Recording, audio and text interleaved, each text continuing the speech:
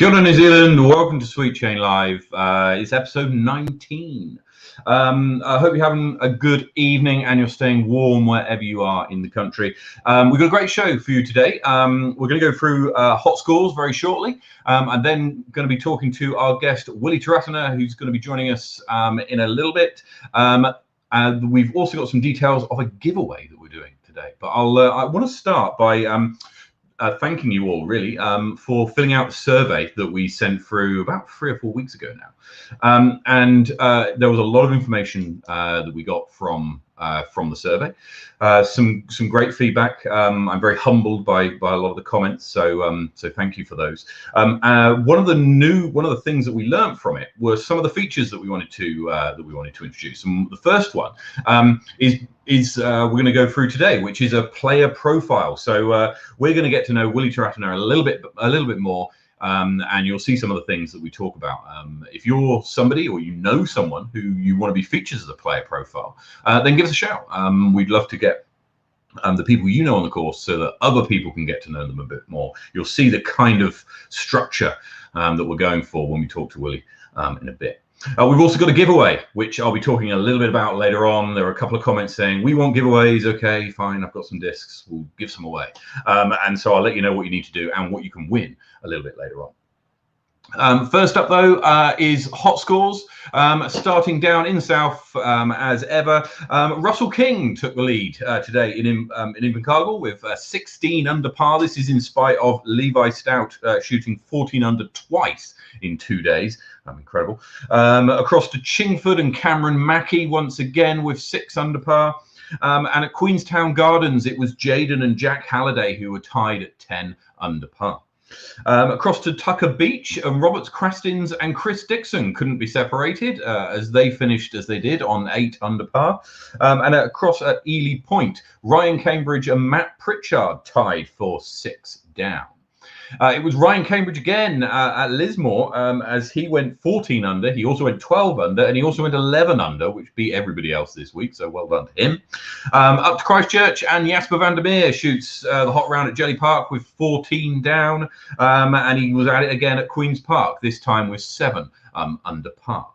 At Brookerab, Zach Taylor takes out the honours this week with a 6 down. And up at the Capital, Dylan Johnson hits a very respectable 5 under par at Berrenport. Jacques Duwal's been at it again with 3 under par at Hikoi Koi Reserve. And up at Harcourt Park in Upper Hutt, Aaron Neal hits 6 under par at Harcourt. Very good score. Cross up to Palmerston North, and it's Team Sweet Chain's Brock Fraser and Dion Rawadi who tie for the top this week with 2 down. And across to Spa Park, which is a new one going to be featured each week on the show. You've got a 3-way tie this week between Nigel Tipene, Ken Harris and Brad Taylor, all shooting the hot round of the week at 3 under par. Up to McLaren, and Will Hickerton hits a very respectable 3 down at McLaren Falls. And on the Woodhill red tees, it's Anthony Rogers who hits 2 down. Chris Townsley takes out the honours at Henderson with 5 under par. So well done to all of our disc golfers this week. Hopefully you're able to get out despite of the changeable weather that we've been having up and down the country. Okay, next up is my guest tonight, which is a lot of people here will know him, and a lot of people on social media would have seen his presence as well. I'd like to welcome to the show Willie Te Ratana. Good evening. Hey, how are you? Thanks for having me, man. I'm good, bro. How about yourself?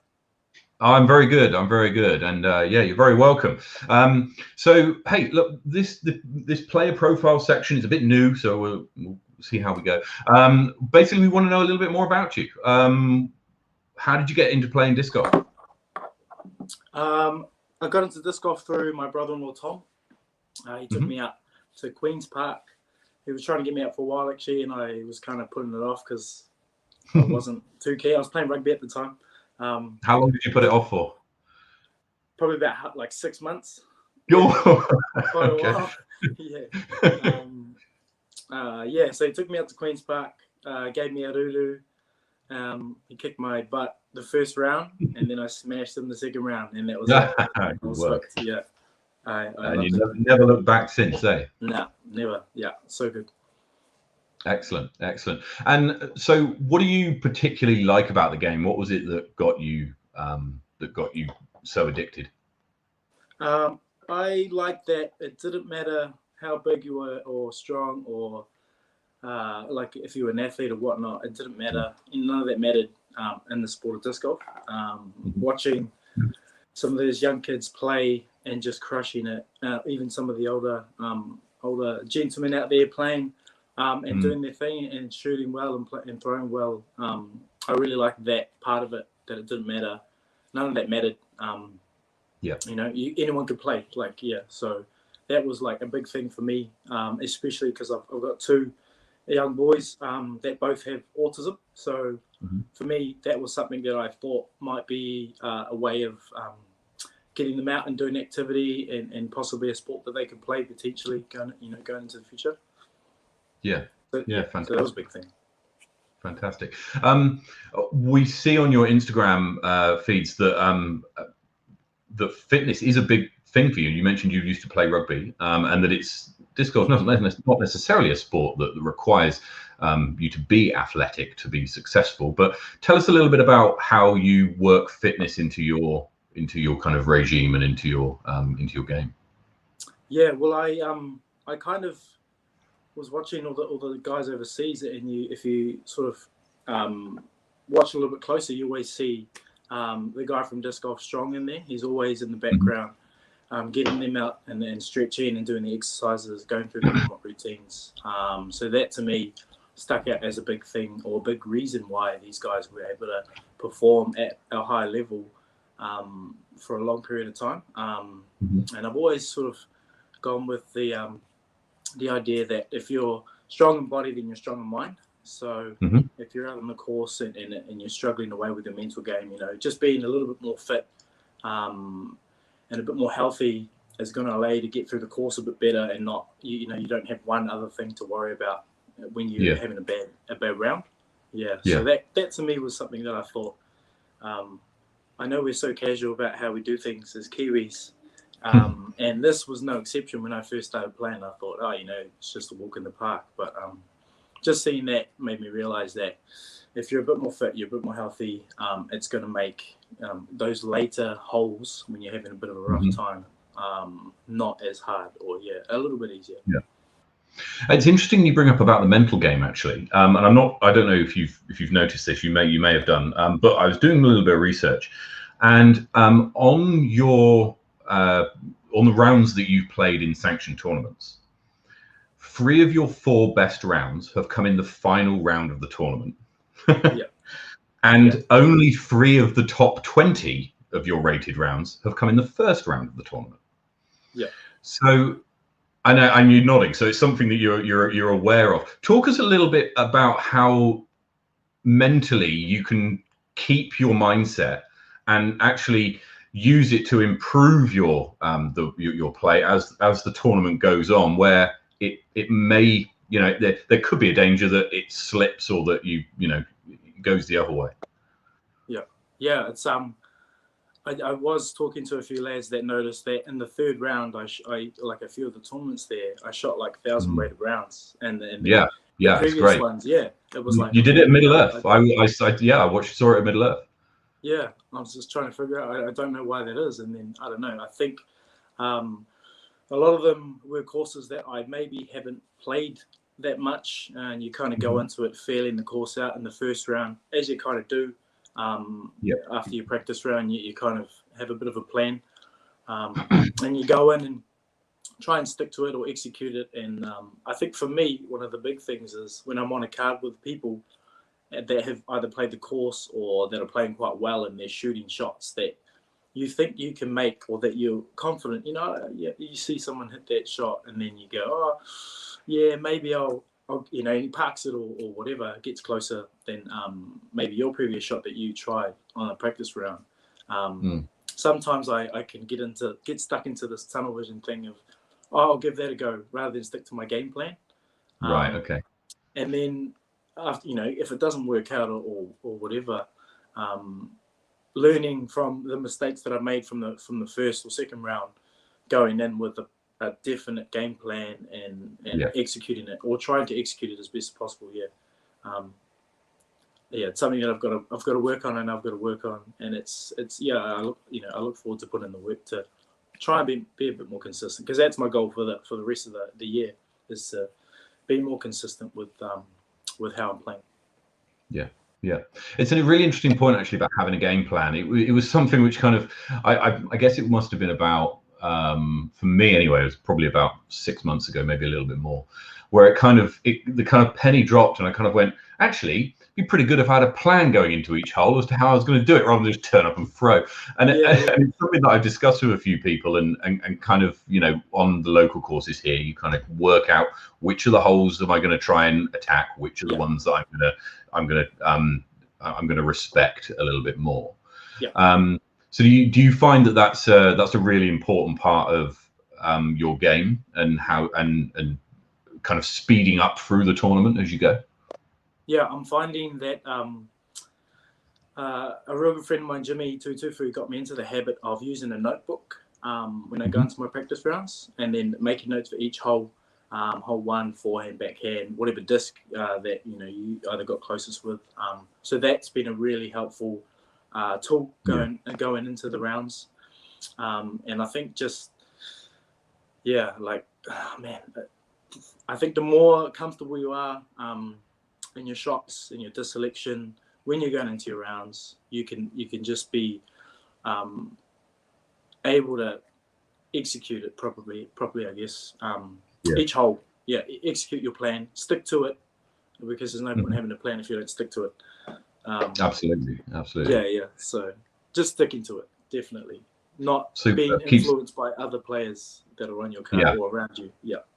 Yeah, keeps that focus, that's it.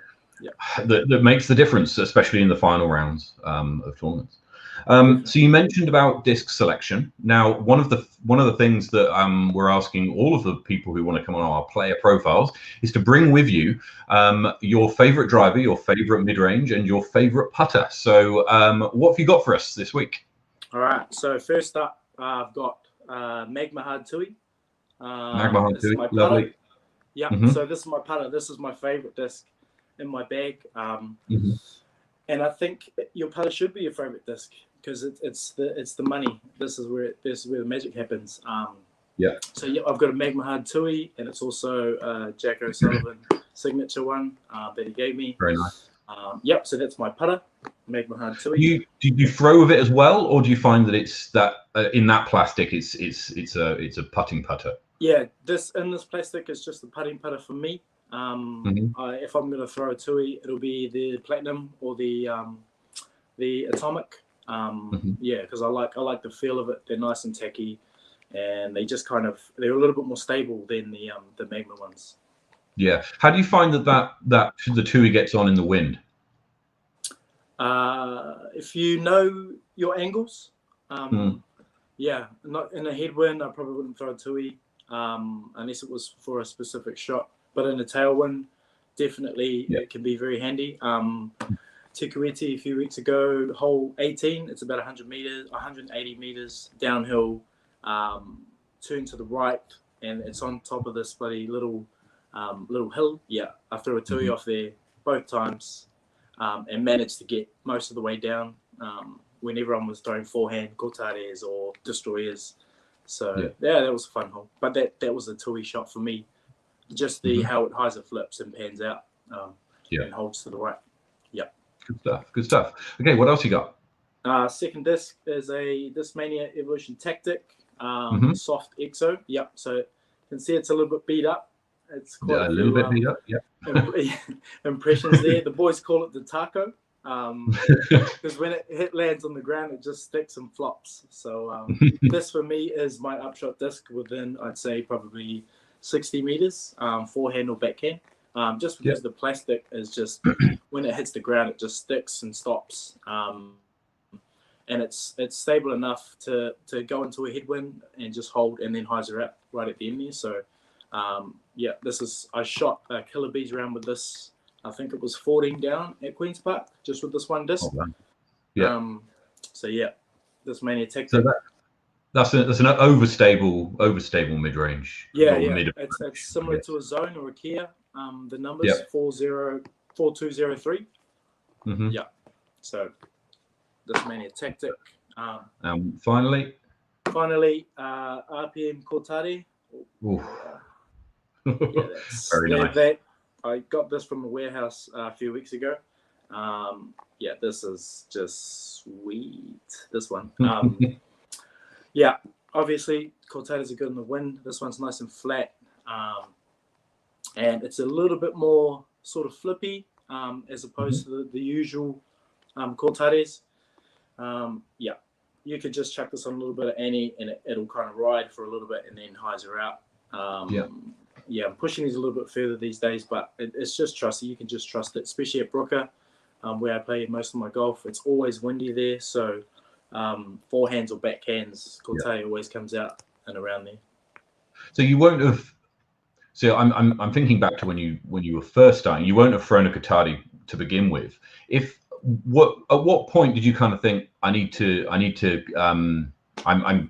capable of throwing a Kotari and doing it justice? It's a tough disc to throw, right? You got to have an arm speed that's good enough. So what kind of point would perhaps other people be at, where you'd suggest, hey, get your hands on one of these? Well, I think what would be helpful with that now is they now have the Strata Kotari, which is a lot less stable. It's still beefier. It still has the hook at the end, and it's still got the rim depth. So this, I think, I mean, if a starter had one of these, I think they'd be able to get it at least to flat before it highs it out. But I'd say probably I think because they don't have the OS Kahu's anymore. I think that the Kotari is the like in a headwind. If it was a ripping headwind, unless you sort of knew your angles as a sort of newer player, I think the newer run Kotaris that are a little bit more flippy could be kind of helpful in the direct headwind. Yeah, because you always see beginners throw into a headwind and they just turn them over, and you know, especially quite a hard headwind. Yeah, so I think the newer run, or not the newer run, maybe the run before that, Kotaris, which are a little bit more flippy, but still have that fade at the end, they could be a good option for the newer players coming up. Yeah, good stuff. Excellent, thank you for that. Now, and the final feature of the player profile is a quick fire round. So here we go. We've got 18 questions for you. The front 9 are fairly easy, kind of general questions that, and then the final 9 is a this or that kind of deal. And it's a bit of a safari. So each week, everybody's going to get different questions to the back 9. But we'll kick off with the front 9. Answers as quickly as possible. No thinking time. Here we go. Oh, question 1. You're just a little bit like it's kind of cool. Yeah. There you go. Okay, here we go. Question 1. What's your name? Sorry? What's your name? Willie. Where were you born? Sorry, it's still like a little bit. All right. Yeah, we're good. Sorry, what was that? Where were you born?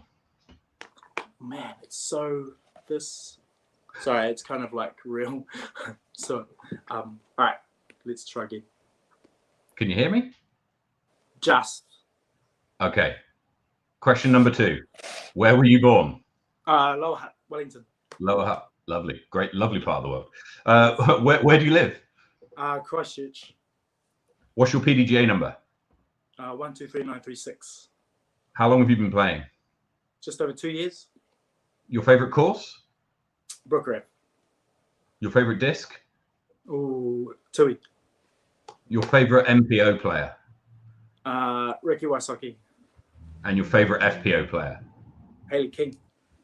Lovely stuff. Right, and now on to the back 9. As we said, it's a this or that. So here we go. Number 1, hot or cold? Cold. Spring or autumn? Autumn. Call or text? Sorry, what was that? Call or text? Text. Coffee or tea? Coffee. Early bird or night owl? Early bird. All Blacks or Black Caps? All Blacks. Weights or cardio? weights. Paul or Ricky? Ricky.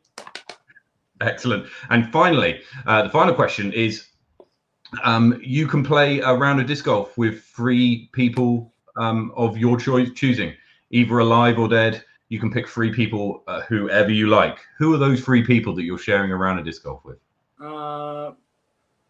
Michael Jordan. Very good. Very good. I think he'd be good, right? Sorry? I think he'd be good. Yeah, I reckon he'd be so competitive. Yeah. Michael Jordan. Probably Ricky Wysocki and Yeti, Jay Reading. Jay Redding, lovely, lovely. That would be great. That'd be great. That's a great card, and hopefully we'll get to see it one day. You never know. Willie, thanks so much for joining us today. That was great fun. Is there anyone you want to say, you want to do a shout out to, or how can people follow your progress, or what can they do? Yeah. So just want to make a shout out to a Below Par production. Some lads here in Christchurch. They're doing some really cool stuff with their media. Yep. Check them out. They're on Insta and Facebook. They've just finished filming me and Ashton playing in our final for the league, the Christchurch Disc Golf League here. There's some more cool stuff coming up. So those boys are doing awesome. Thanks RPM for supporting me, sponsoring me, hooking me up with stuff for the schools and just with the Auto Tahi bag tags. Shout out to my boy Bryn for the Auto Tahi bag tags. We've just hit number 100 for our tags. Wow. So I gave that out last week to one of the boys, Hayden. So still got to get that disc to you, Hayden. It's coming. And who else? Cheers, Matt, for having me on. It was good to have a bit of a chat with you and do this little segment that you got going, which is awesome. I love watching Sweet Chain every Thursday night, man. It's awesome. You're doing really well, so keep it up. Lovely. And also, sorry, one more. To the Discmania 1 in 10 team, the lads, Ashton, Isaac, all the boys that are involved in that. It's good to be a part of that. So yeah, keep an eye on that, guys. Discmania NZ 1 in 10. Excellent, lovely. Willie, thanks so much for coming on today, and I'm sure we'll speak to you again very soon. But otherwise, have a lovely evening. Yeah, cheers, mate. Thank you. Cheers, Willie. That was Willie Te Ratana, and in the first of our player profiles. So as I said, if you want to be involved, you know someone who might be good to get on the show, then give us a shout, and I'm sure we'll hear more from the other Discmania 1 in 10s that Willie mentioned there. So a few things that are up and coming. The first thing that might be coming up, which might be of interest to you, is the New Zealand Disc Golf AGM. Now, last week we had on the show, we had many of the candidates who are standing for election at the New Zealand Disc Golf AGM, which happens tomorrow. If you would like to watch the AGM, I am posting right now a link into the comments. I hope that's gone to everybody. Oh, it has. Lovely. Which takes you to the Zoom meeting. Now, the Zoom meeting is at 7 o'clock tomorrow. Try to be there by about 6:30 just to sort of check in, and they can let you into the lobby and whatever. If you want to be following what's going on at the AGM. If you haven't voted yet, voting online closed earlier on this evening. However, there is an opportunity to vote at the AGM itself. So the voting will be opened again for about half an hour during the AGM. So if you haven't voted, then make sure you take that opportunity tomorrow to vote. And if you haven't already, watch last week's show where we talked to all the candidates, and you get a bit of perhaps a better understanding of exactly what the guys and girls are standing for. Back to the practical side of disc golf. This weekend is Timaru, and there's going to be a lot of people heading down to Timaru this weekend. What I would say is take a coat and an umbrella and a boat by the sounds of it. Be safe. Have a lovely weekend. We'll be following all the action, and we'll have a report on who does well in Timaru. If you're not going to that, but you're going to Masterton for the disc golf rodeo that is being held at the Henley Lake pop-up course, then have a great time there. I wish I could make it, but I know many people are. So enjoyed that. The weekend after, so this is the 6th of August, is Hosker in Wellington, and there's also RPM's Rapture down in Queenstown. If you're keen to play in either of those, then get onto the Queenstown disc golf page. I haven't seen that it's sold out, so there may still be spots available there. 12th of June is the Coastal Cup up in Waitoa. Again, I've not seen that that's sold out, so get involved. Then there's what New Zealand Disc Golf Tour calls its off season, with 6 weeks off until Tucker Beach, which is on the 24th of July.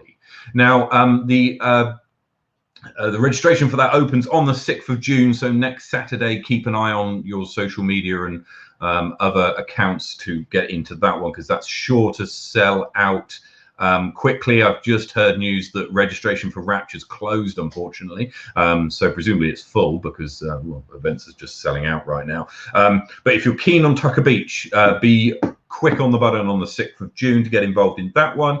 On the 1st of August is a Throw Pink event, which is a doubles event run down in Christchurch on the 1st of August. It's a Sunday. It's 2 rounds of 18 at Jelly Park. There's a mixed division, a ladies division, and a junior division.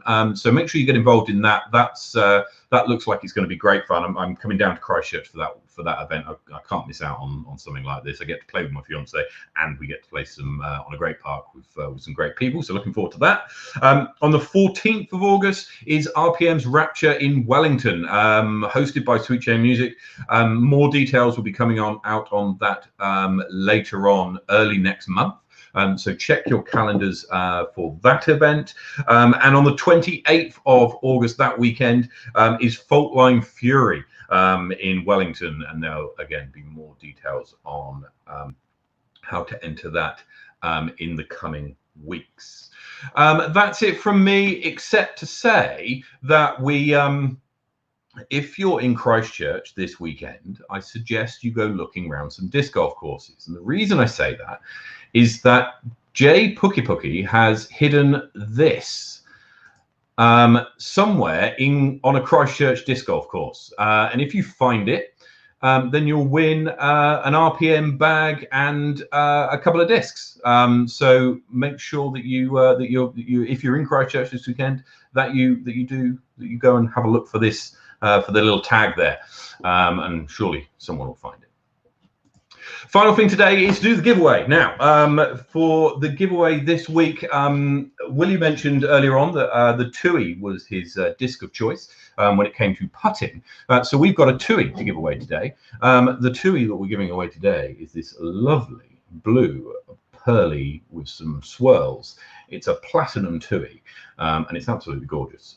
So we'll be giving this away. All you need to do in order to try and win this disc is you just need to comment in the comments field below. You just need to tell us what your favorite disc is. That's all. We just need the manufacturer and the mold, and that's it. Put your entries in. It's 1 entry per person. If the entries will close probably about 5 o'clock next week, we'll spin the wheel, and someone will take home this one, or they'll get it delivered.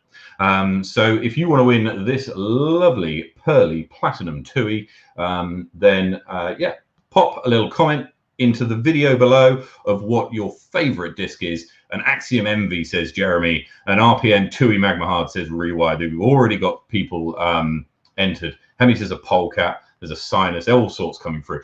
So put your favorite disc in the comments below. That will stay open for the next week or so until about 5 o'clock next week, and then we'll spin the wheel on next week's show. So tag your friends to get them involved, and if there's anything, and we'll see how many people we can get entered. Lovely stuff. Thank you very much for joining me tonight. Hope you enjoyed the show. And again, if you know of anybody who wants to be on the show as part of our player profiles, then give us a shout. We want to meet you, the disc golfers of New Zealand.